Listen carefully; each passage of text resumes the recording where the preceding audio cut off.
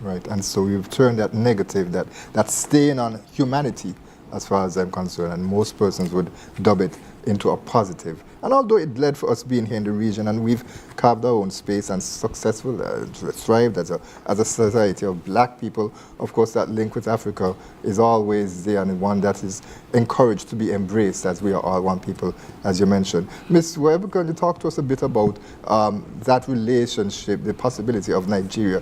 Did you know about the economy and some of the creative activities that took place there? Actually, I didn't know. And so going into the conference, I learned so much because the conference was across many different industries that also focused specifically towards culture and creative economy, which I'm, responsible for. And so I learned about the SKNIS, which is a conference that is similar to what we would have had for the Creative Arts Convention, but of course on a bigger scale because it's in Africa.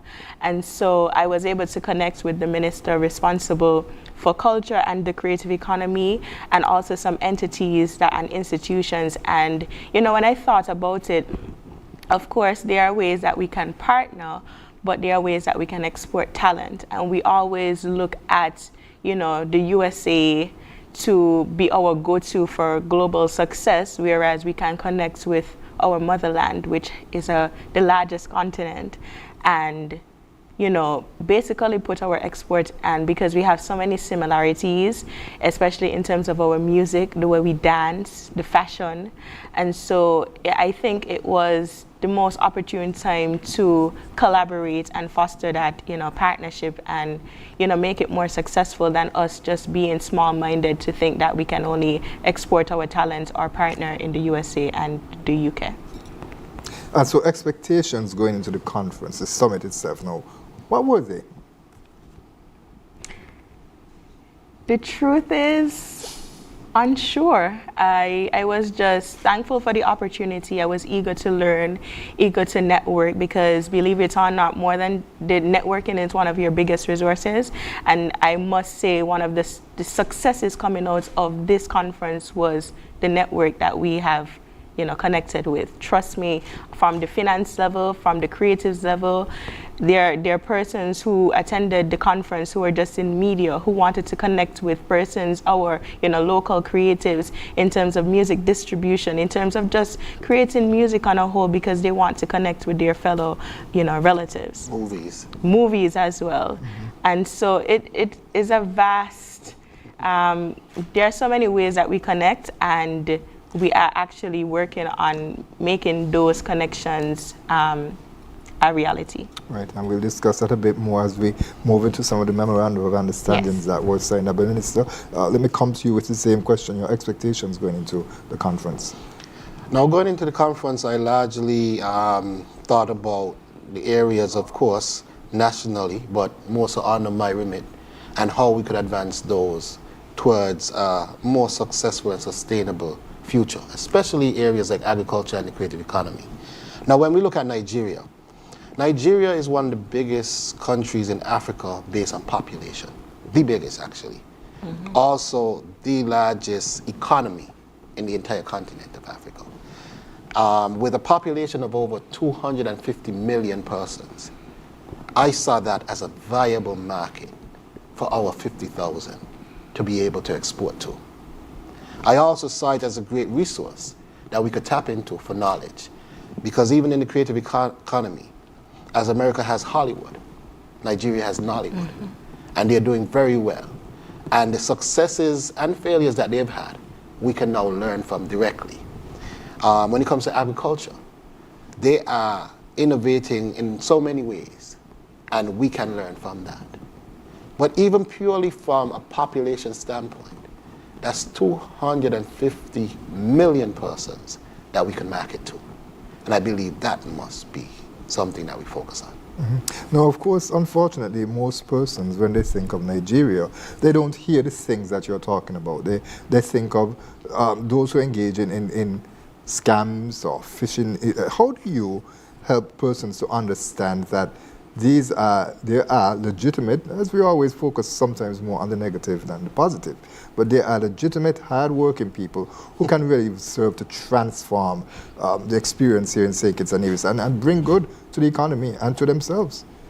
As with any economy, you're going to have persons on the side of justice, on the positive side of justice, and persons that are not. But out of 250 million persons, it would be a bit naive to believe that they are all somewhat on the negative side of justice. And in fact, most are very much law-abiding citizens. It is a very stable country, actually one with the largest economy in the continent of Africa. And sometimes, let's face it, a lot of this is Western media doing this work. The work to vilify Africa. Mm-hmm. Let's face it, and let's not sugarcoat it. We are saying now, we are one Africa. And we should not allow Western media to vilify Africa. And we can go in now and see Africa ourselves. Understand Africa ourselves. And promote true Africa in a way that the world now understands what Africa is. Because there's so much beauty. Being there, there's so much beauty. Beauty in the people, beauty in the environment, even just the business, like you feel the economics when you land. And even with the welcome that they have given us, they appreciate us as one Africa. Right. Okay, so can you talk to us a bit about the makeup of the delegation now? How does the persons who would have traveled to Nigeria for the working visit, how would they chosen in terms of in line with the strategic goals that the government has? Well, when we look at the makeup of the delegation, of course it was headed by our esteemed Prime Minister, the Honorable Dr. Terence Jew. We also had myself in the area focusing on agriculture and particularly the creative economy along with small business development.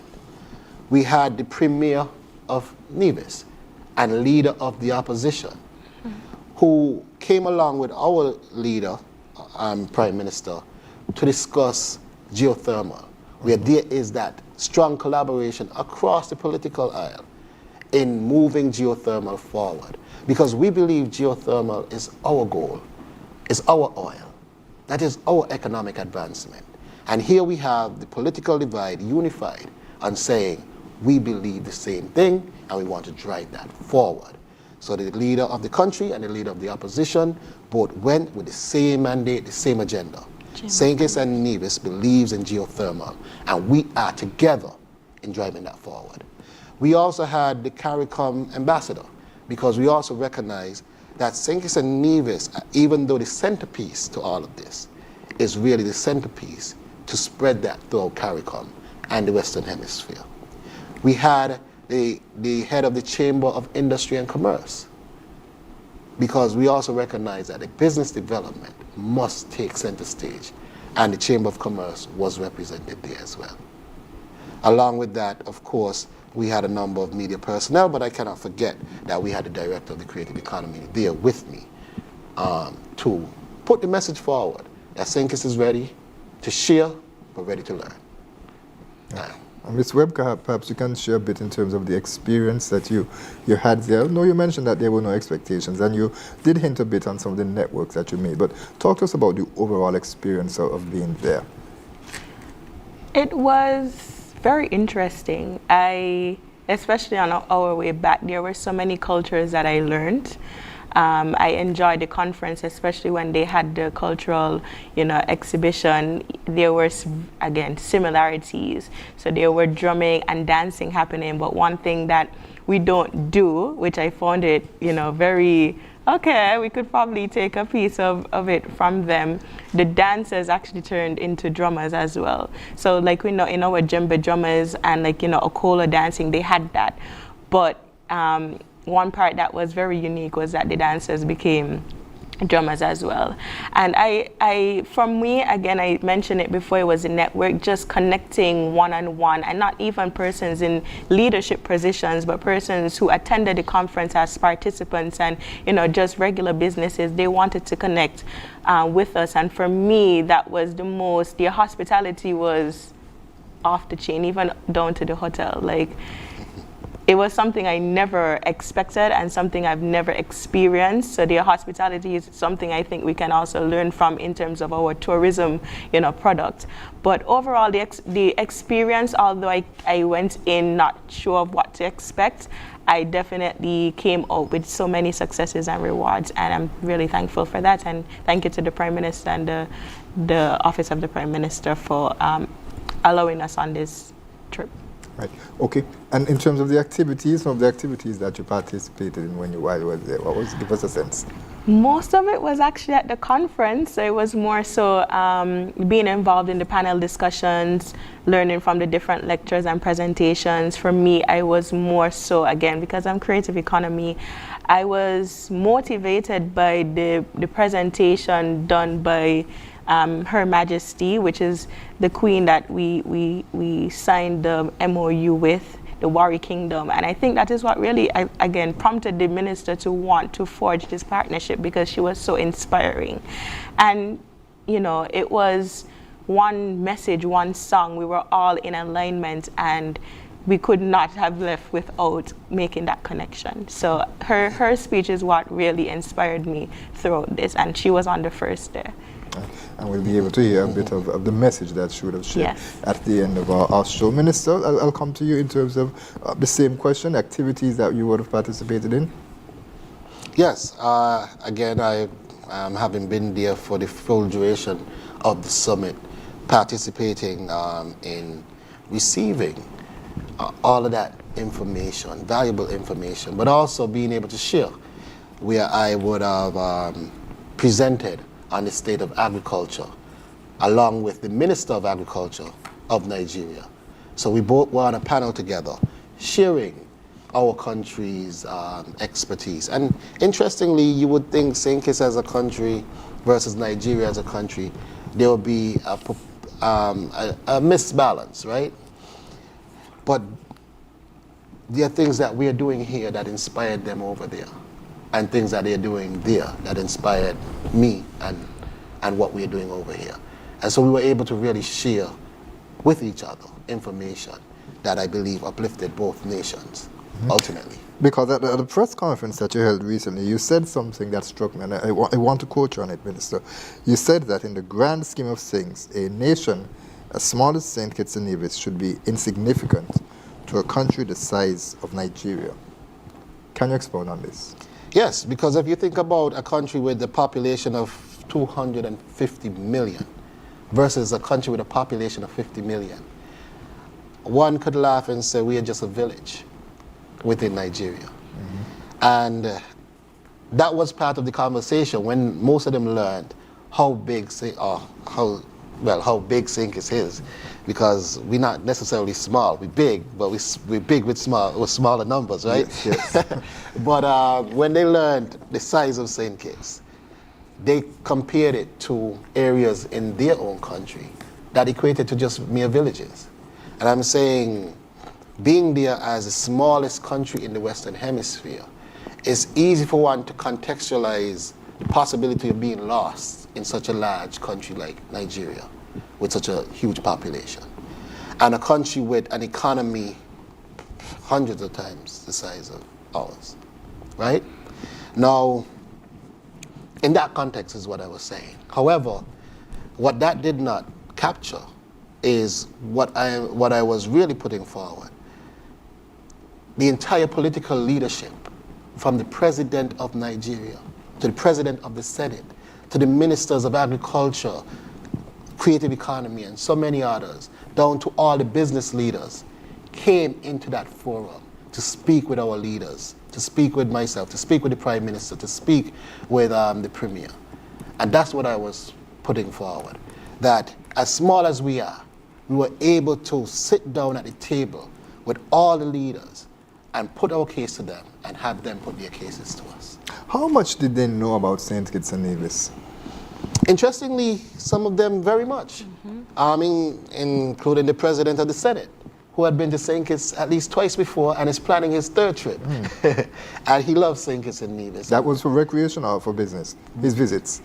For business. Okay. And I think for both. But he had been here on business before. Okay. And he had invited, interestingly, some of our entertainers to Nigeria on at least, I think it was 2 or 3 occasions. Yes. So they never took Miss Webb, as far as you know? Did they take This her? was before Miss Webb's time. Right. I figured government is continuous. So she might have been But they're aware of actually those planning things. another visit. Right. And so Miss Webb will be involved in that, I would imagine. No, yes, yes. Of course. They're coming very soon, so we're excited for that. Right. Okay, so we're going to take our first break, Minister, and we're going to speak specifically next about some of the specific outcomes. As I mentioned, the Memorandum of Understandings, you signed 2 of them, and so we want to talk a bit more about those memorandum and how they will impact our people here in St. Kitts and Nevis. So stay right there, viewers and listeners. We'll be right back with In Focus.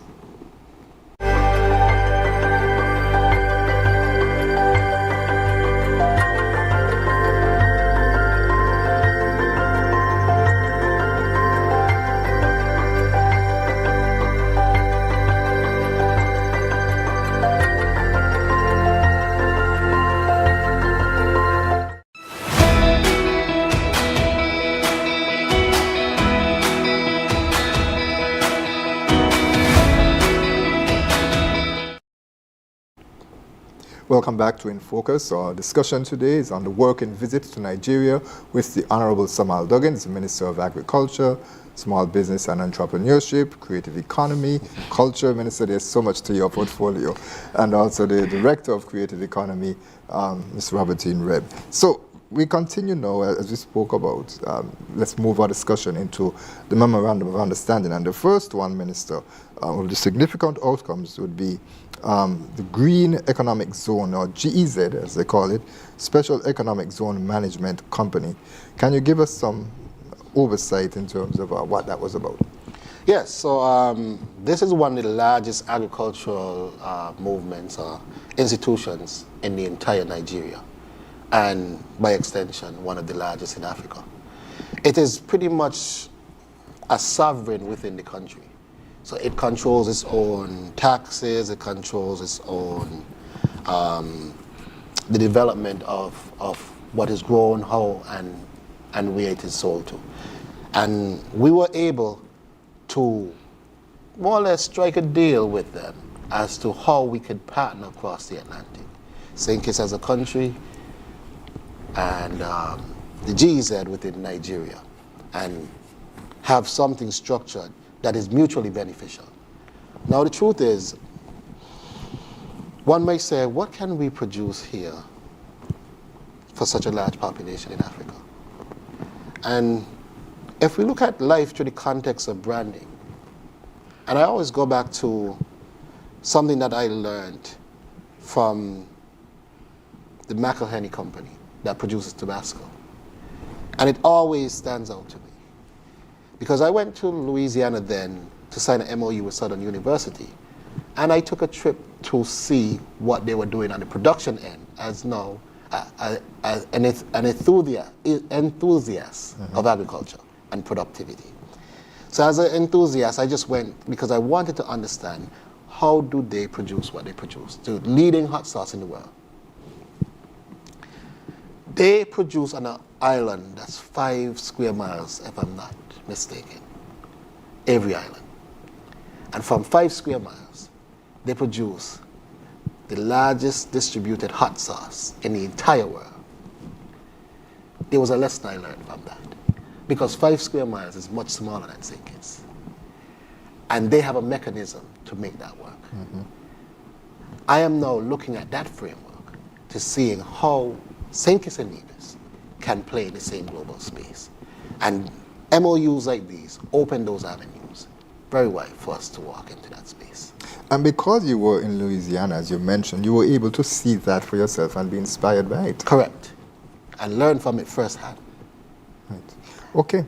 And so you mentioned it, Minister, in terms of what can St. Kitts and Nevis produce compared to Nigeria? So perhaps you can give us a sense of that. What goods or produce do you see being featured in the initial stages from St. Kitts and Nevis as part of that memorandum of understanding?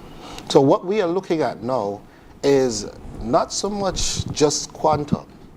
We are also looking at how do we stamp our brand and put our brand on the shelves in a country like Nigeria. And so again, we do hot sauce very well. Why can't we have a St. Kitts and Nevis branded hot sauce, or a few of those that are in Nigeria on the shelves? We do jams and jellies. We have fruits in the Caribbean region, in St. Kitts and Nevis, that are in flavor unique. So the flavoring would be unique. Our approaches to making some of these products are unique approaches. So rather than just thinking 250 million as entire quantum, we are now saying, let us produce our unique brands and have our brands featured. And then on the flip side, vice versa. And it couldn't be more opportune time. With all the tariff wars going on in the rest of the world, here we have a direct link that is not completely bounded by, or directly affected by all the tariff wars. Let us communicate direct to Africa and Africa direct to St. Kitts, and maybe cut out some of the stopover ports that may drive inflation up in our context. And here we have a clear channel open. So how will the economic zone impact the application of taxes and tariffs? Are you saying that there's going to be some sort of a special arrangement with Nigeria? How will the government handle that? Correct, and that's why I was saying the actual economic zone is a sovereign. So our agreement with them is still outside of the scope of the country of Nigeria. So we have special arrangements that will be brokered between the economic zone directly and our government. And so that will enable the market to be penetrated a lot easier by our local products, help to get them on the shelves, because, correct, of course, if they're on the shelf, then you can see them, you can be curious and wonder what this is, or let me try. Correctly. And that hub that is being created in St. Kitts Nevis now stands as a hub to service the entire region. And so now we become more or less a food mecca, because not only it is what we are supplying from our 68 square miles, but the supply that is coordinated through that economic zone. And vice versa, goods produced from Nigeria, what would that look like? We import a lot of cereals, grains. So you have rice, quinoa, and these type of things that would be not impossible to produce in St. Kitts, but not really productive. And so these things that we usually get through the U.S. market, because we import 98% of what we consume through the U.S. market.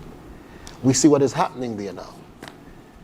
We are saying now, let us diversify and get some of that from Africa. So the Minister, how will you say this new arrangement will impact the local agricultural sector? I believe it will boost the agricultural sector, because not only that we are importing at a cheaper cost, but the economic zone is actually going to be helping our agricultural sector to develop so that we could be stronger in supplying back into the economic trade.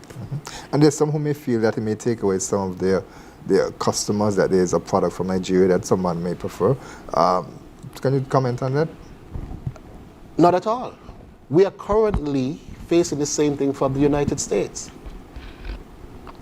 And so if that's the complaint, then the complaint should be levied right now. And if you have the customers now, I don't see why that becomes a problem. In fact, the marketing from the United States is so much in our faces that is likely to rob your customers faster, truth be told. But again, it's the Western media thing that I'm talking about. Somehow, because it's Africa, we see it differently. And we are saying that African products coming in, our products going out, is just the same as American products going in. And we hardly have products going out. So it's improved trade. Here we have somebody saying, send us what you can send us, and we'll send you what we can send you. America is saying something very different. Yes, you could send us what you can send us, but we're going to put a tariff on it. And we want to send you what we want to send you. Right, and the Prime Minister actually disclosed that a recent media engagement that St. Kitts and Nevis, the trade deficit between St. Kitts and Nevis and the United States is almost $750 million. There you go. We only export $23 million worth of goods, products to the United States. And yeah, it's very imbalanced in that respect. And we're not saying that we're cutting everything from anyone. We are saying let us trade some of that with Africa. It is just that simple. Let us trade some of that with Africa. Right. Additional opportunities. All right. So as you speak about, Minister, the introduction of crops and sharing in terms of the agriculture, helping to develop, will there be that opportunity to have some of the knowledge, some of the skills, some of the expertise? You referred to it earlier in terms of seeing how they do things in Africa that we don't do here. Well, I should say in Nigeria. Let's keep it specifically there. Is that going to be included as part of the memorandum? That is actually one of the main areas of the memorandum, technical expertise transfer, because they're seeing areas, because our move towards climate resilience is actually a tad bit more advanced than what they have been doing. And so from the discussions, they want to learn some of that from us. And we've had to do that because of our vulnerability. But in their case, they're less vulnerable to that. And so their movement has been a little bit behind our movement towards climate resilience. And so while they are planning to share their technical expertise in the areas that they are more advanced, they are also willing to invite our expertise in areas where we are more advanced. And that to me is real collaboration.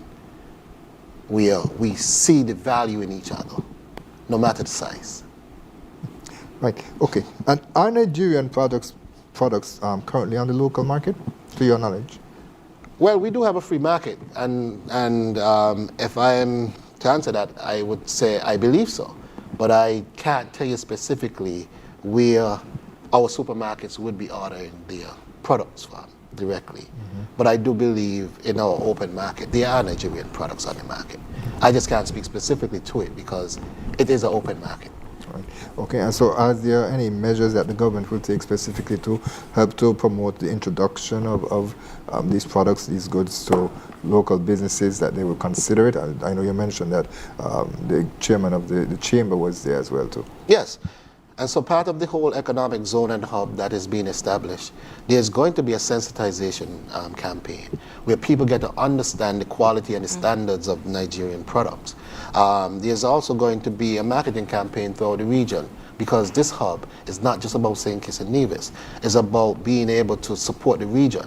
Because here we're talking about importing the goods that we currently import from other countries in the world at a cheaper cost, more direct, with better quality control, because we now see where they are produced. So better quality control, and now being able to share that benefit across the region. And so how do you envision the agro hub transforming trade opportunities and improving access to goods from Nigeria? So there's actually a physical space that is going to be built out. But outside of the physical space, it's also a conceptual space, because part of what we've discussed are products that may be produced in Nigeria but packaged St. Kitts and Nevis. So there's room for business development. There's room for us to be a part of value addition. There's room for all of that. And this is what we're discussing.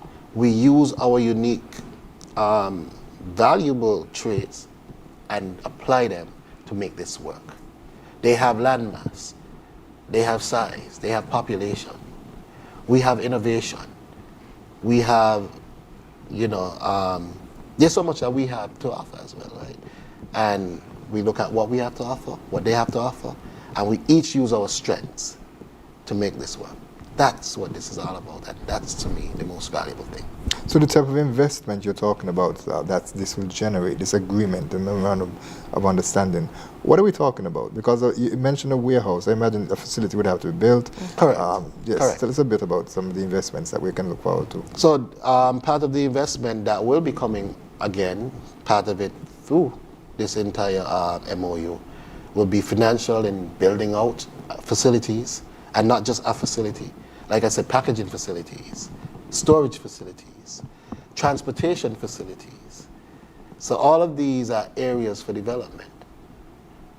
And it goes on both ends. And then once we get it here, package what we need to package, it becomes a matter of distributing throughout the region. And so this initiative, Minister, St. Kitts and Nevis is leading in it, so they will have to, or should I say we, is in terms of the country. Yes. Yourself with leadership, of course. Would CARICOM have to be sold on the project? How will that work? What will it look like? Yeah, I mean, the whole idea is, again, that's part of the reason why the CARICOM ambassador was there as well.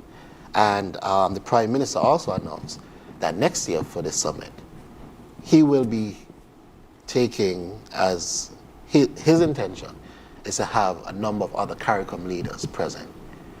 Because we are leading on this initiative, but it is indeed a regional initiative in its scope because of the sheer size of this entire thing.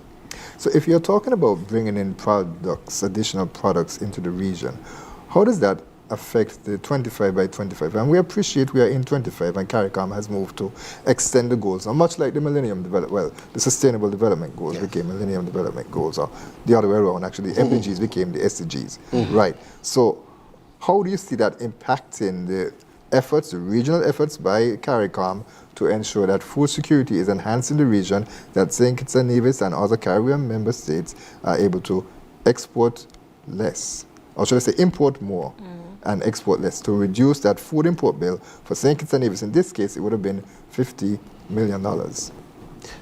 I think it would have a net positive impact because, again, there's some things that we just cannot produce sustainably, but that we need. We are saying those things we are looking to import. Things that we can do well, we are looking to export. So it's valuable trade. Because there's just some areas that it would not make economic sense for us to try and compete in. There's some things. And we have to rationalize that and accept that. But there are other things that we do exceptionally well. And so the net balance of trade would be positive. Unlike the disproportionate balance we currently have with the persons that we import most of us. So it's currently existing, you know. We're just improving that trade. That's really what's happening. Okay, so Minister, we're going to take our final break and we're going to talk a bit more about the agreement, the others memorandum of understanding with the kingdom of the Wari Kingdom that is in Nigeria, and we also want to bring you back in, Ms. Webb, and talk a bit more about some of the cultural exchanges and the agreements that would have taken place during that discussion. So during our break, persons who are looking at this program live will be able to see some pictures from your engagement there as well, two additional photos as well, and then we'll also hear a message from the king of the Wari Kingdom as well. So we'll be right back with more In Focus.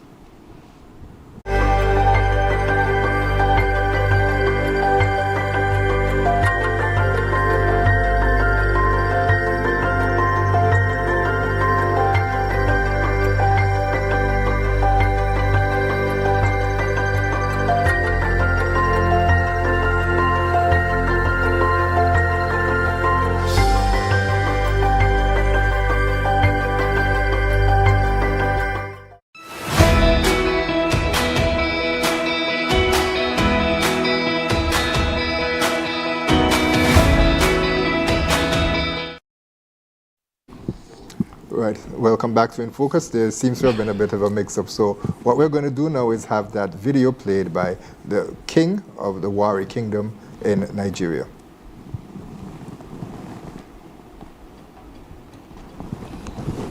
Your Excellencies, brothers and sisters across the Atlantic. Today, we mark more than a moment. We mark momentum. The signing of this Memorandum of Understanding between the government of St. Kitts and Nevis and the Wari Kingdom is not merely diplomatic, it is symbolic.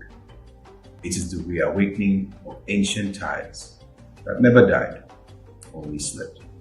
It is the echo of the ancestors finally finding language in the present. It is history meeting design.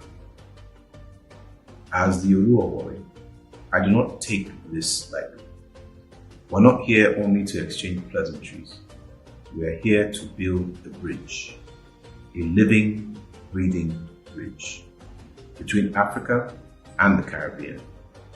A bridge not built with cement, but with culture, with trust, shared vision. The creative economy, though wielding soft power, is not a soft idea. It is a hard driver of future prosperity. Our young people are not waiting for handouts. They are inventing futures. They are composing symphonies, filming revolutions, designing new codes of dignity. And it is our time to own the brilliance we create. This partnership is an invitation to collaborate, to co-create, and to catalyze. Worry is ready. Africa is awake. And in this awakening, we see not just trade, but trust. Not just exports, but expression. I am very expectant of the possibilities the agreement between Worry and Synkit holds. And I look forward to the unfolding of shared vision in the days to come. This is the beginning of something deeper than a document. Let it be the first note in a symphony that stretches from the Gulf of Guinea to the Caribbean Sea. Together, let us elevate Africa and those of African descent, and by doing so, redeem the dignity and recalibrating the mindset of the Black race. Thank you. That was a message, a greeting for us here in St. Kitts and Nevis from His Majesty the King of the Warri Kingdom in Nigeria. Minister, the Warri Kingdom, most persons, including me, are unfamiliar with that kingdom. Tell us about it. Yes, it is a very culturally rich kingdom. It's actually one of the kingdoms that they deem holds the longest serving culture, I think, in Nigeria. And we are a number of other cultures emerged from. It is an oil producer within Nigeria and also very good in agriculture. But most importantly, in the essence of this MOU, is the richness of culture that we were really tapping into. I think from fashion to just who they are, the esteem as a people, shines in everything that they do. Mm-hmm. And I thought after hearing Her Majesty's presentation, I reached out and I said, we need to have a conversation. And she obliged. And when we spoke, we realized that we were pretty much kindred spirit in our love for the arts. And it was an easy pathway knowing that we were on the same path, the same wavelength, so to speak, in terms of artistic development globally. And immediately from that conversation, we were like, we need to put this together. Mm-hmm. And they are currently organizing a delegation to come to St. Kitts in a couple of months. Mm-hmm. And Ms. Webb, the creative opportunities, the cultural opportunities, I'm sure you jumped at the idea of this engagement. Definitely, most definitely. And going back to, where all of that was inspired from in terms of the signing of the MOU. As I said, the Queen's presentation was one of the most, the best presentation I had out of the entire conference. And just by the way she looks, in terms of the fashion that she wore, the way she delivered the presentation, all of that is art. And so transitioning, and she was also in the fashion industry, might I add. So she's a creative herself. So it's not just, she's over the kingdom, but she herself, she understands art and she wants to continue, advancing the creative industries across both regions. But for us, we recognize there are ways that we can build our creative industry through capacity building. I might add that they have a Royal Warri Kingdom Foundation and a Elevate Africa, which is a media company that is focused on basically rebranding what we traditionally know as Africa in terms of the negative light and telling the true story of Africa. And that in that media company, it speaks to digital production, content creation, storytelling, fashion, everything in the visual arts and media aspect. And so we can learn from that area. And then going into the foundation, where they have so many, it's a charity, and they have so many programs for their people. And they go from STEAM activities to areas in arts and development, from fashion, film, storytelling, and so much more, even in terms of traditional artwork, in terms of dances, in terms of drumming, in terms of beading. Crafts, And so we wanted to connect in terms of developing capacity building and skill development programs in that area, but also because, as I mentioned before, we always look towards talent export and global success. We can now form a partnership where some of our creatives can have a cultural exchange where they go to Nigeria, the Warri Kingdom, and build their fan base, actually develop in terms of their talent. As I said, the music is similar. We are lovers of Afrobeat. We can merge the genres in terms of our soca, our reggae, and so forth, and create a global African music. That's and right. and so there are so many ways, as I mentioned before, the capacity building and the talent export, but there are also ways in terms of tourism where we can. So for example, I was on the airport, two things, and I wanted to mention this briefly. When we went to the dinner with African Bank, there was this dessert that tasted like sugar cake. Yes. However, the presentation of it was different. It was very classy, but it made it appealing. And so my thing is, yes, we already have the taste. We already have it.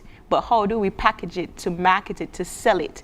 And I think that we can learn from that. It was like in this ball that was casted with, I don't know what it was, but it looked lovely and it tasted lovely, but it reminds us of the sugar cake that we have. And then when I was on the airport as well, I recognized crocus bag. They made it look like a luxury bag in terms of the way that it was painted, and it was crocus bag, what we know as crocus bag. And so my thing that we have the talent, we have the craft, but how do we package it to make it more appealing? And so these are things that, even though I saw, not necessarily from the conference, but through observation and, interacting with people, that I recognize that we can definitely improve our creative products. And certainly with the ban on single-use plastics, Right. Yes. there are alternatives that must be considered, and here is something that you mentioned that could inspire that. Right. Correct. Okay. So, Minister, we're going to jump right into some of the key areas of cooperation outlined in the Memorandum of Understanding, just to save time, because there's just about 10 minutes left in our program. Cultural exchange, well, you just touched on it, Ms. Webb, in terms of the cultural exchange and creative economy. And it has a list in here: implementing bilateral program in arts, music, film, and digital content production. Yes. Beauty and fashion as well. Okay. Correct. And like I said, they have prepared a delegation to come to St. Kitts for cultural exchange in the upcoming months.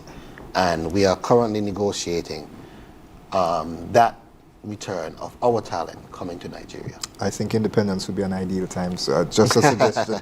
Right. Okay. Suggestion noted. Leadership and capacity development. Now that's launching leadership academies, mentorship programs, and professional training initiatives. Correct. Now, through their Elevate Africa program, they also have persons that they bring into Nigeria for a week, a part of that program, and go through different leadership training. And we want to expand on that and offer that to our people as well. So it's really connecting what they're doing at the Warri Kingdom and having St. Kitts included, and what we're doing in St. Kitts, and have them included, and areas where we each have the expertise to be able to trade that expertise. Education and innovation is next. That includes supporting scholarships, STEAM education, and technology incubators. I think that speaks for itself.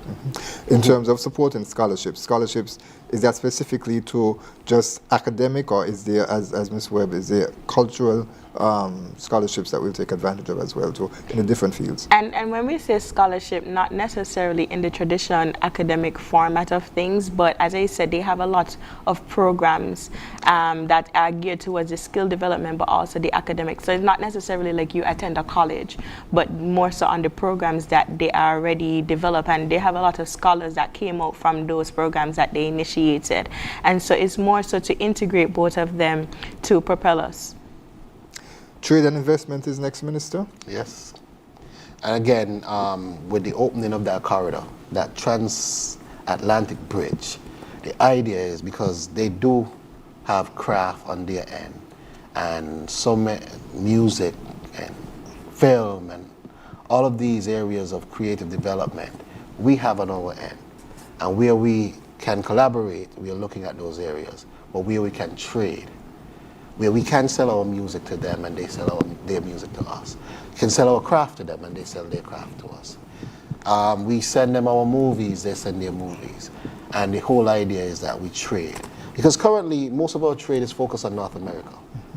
So we buy into the Apple Music, we buy into the Netflix, we buy into all of these things. And we don't consider that as trade. But that is us spending money to consume their content. We are saying, let us trade equally with Africa. And of course, St. Kitts and Nevis, so you're taking lead, Minister, in having a creative arts center designed, developed, constructed to help advance the field. And that creative arts center is also sought to be the central hub for this exchange over time. Because this is a long-term vision. It's not just today. We are looking at this long-term. How can we create a space, a cultural exchange space? And therein lies the importance of the Creative Arts Center. And might I add that, you know, the Creative Arts Center is not just a performance center.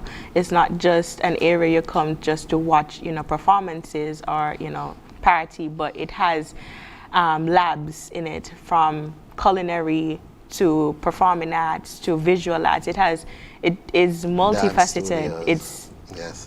It has exactly what we've been longing for. Trust me when I say that. 1,200 seat conference center, for 4,000 seat amphitheater, dance studios, movie cinemas, visual art studios, recreational areas. Recreational area. It's a real hub for creativity. How is that advancing, Minister, the development of that Very center? well.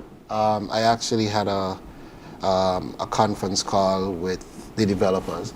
The contractor is now going to the final stages of solidifying the contract. Once that contract is signed, they get straight to construction.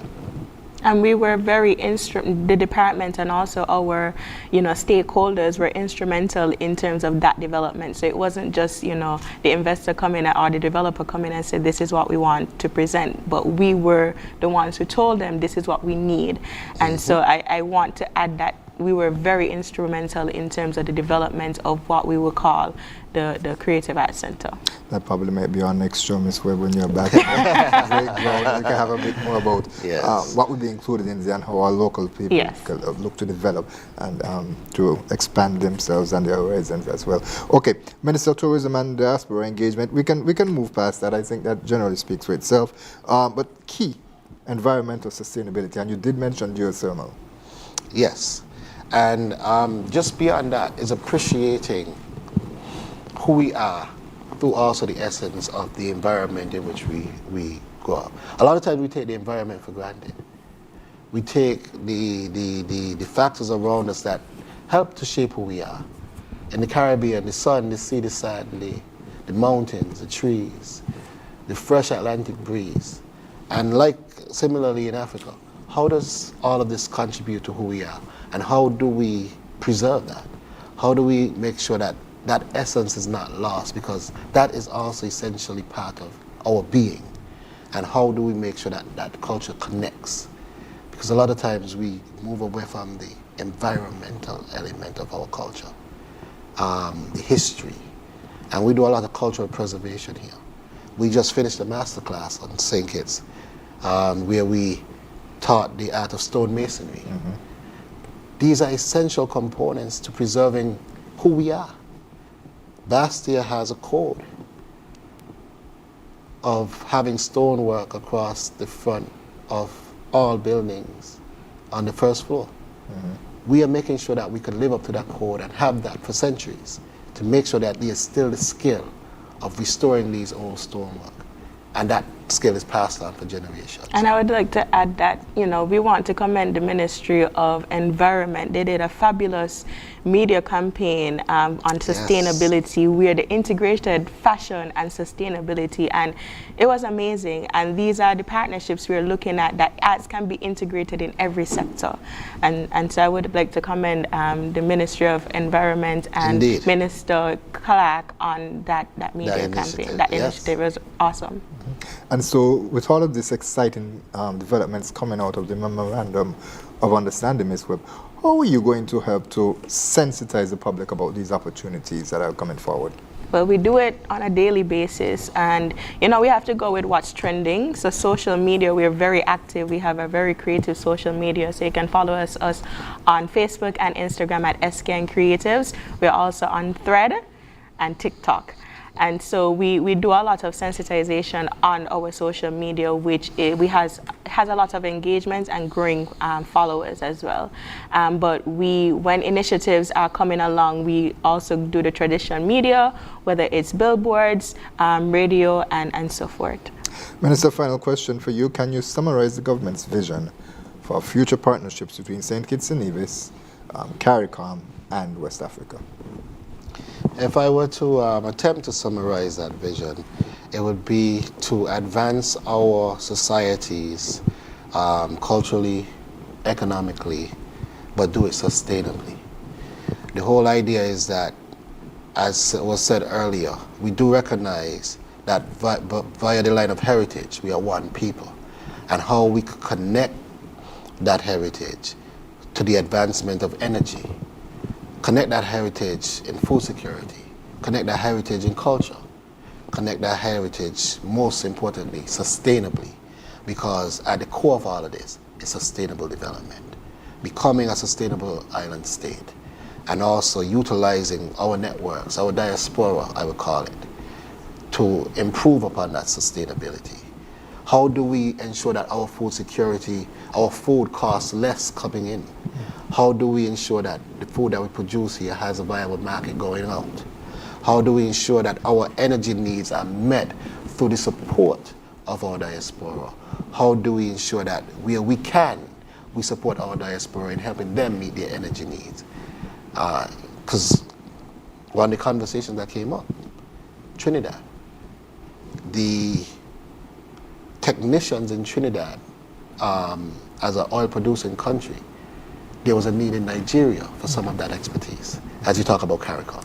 So we're talking about sustainable exchange, sustainable development. All working together to fit one All vision. working together, Right. as one Africa. Right, Minister of Sustainable, No. As we were talking about Minister Clark and her leadership, I would say Minister Samal Duggins. That's right. Minister of Creative Economy at Ireland. So happy to have you on our program today, and also Ms. Webb as well. And there's a lot more exciting things happening, and we certainly would like to have you back to talk a bit more about it. Right. Okay, so we'd like to thank you, viewers and listeners, for joining us for this edition of InFocus. We trust that you will join us next week at the same place, at the same time, for another edition. Before we leave, as we mentioned, we're going to play a message from the Queen of the Warri Kingdom, and so we'll see you next week at the same place, at the same time. I'd like to welcome you all to the inaugural session of the Aquarian Consult's Afro-Caribbean Investment Summit, with a country focus on St. Kitts and Nevis. This summit was inspired by a speech that President Orama of the Afro-Exim Bank gave in the Bahamas in 2024 at the annual meeting, where he launched a concept of the global Africa, which to me basically said, everyone of African ancestry, wherever you are in the world, is an African. It becomes essential for Africans and individuals of African heritage worldwide to unify around a shared vision and a collective purpose Hence, to achieve a success in the path of economic transformation, effective collaboration under that tripartite public-private academia partnership for economic transformation must be sustained over time. That I want to declare the Aquarian Consult African-Caribbean Investment Summit 2025 officially open.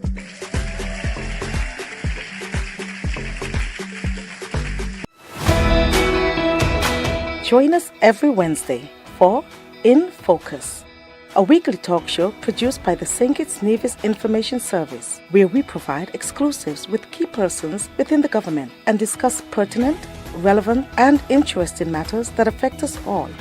Tune in every Wednesday, live on ZIZ Radio and streamed live on Facebook at SKNIS Media and ZIZ Online. InFocus, your government, your business.